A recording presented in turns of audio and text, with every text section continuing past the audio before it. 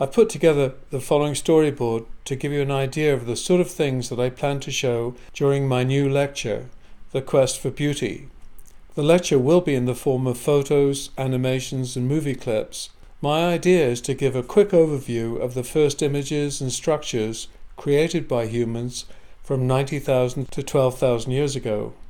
I plan to talk a little bit about some of the foundational things that happened during the Neolithic period, and then spend a little more time talking about the first concepts of divine proportion that can be seen in what remains of ancient Egypt, Greece and the Indus Valley. A number of amazing designs were developed to enhance perception during the early years of Islam, so we'll look at some of those. We'll also briefly look at the logic of the labyrinths of the European Middle Ages and a few other things if there is time.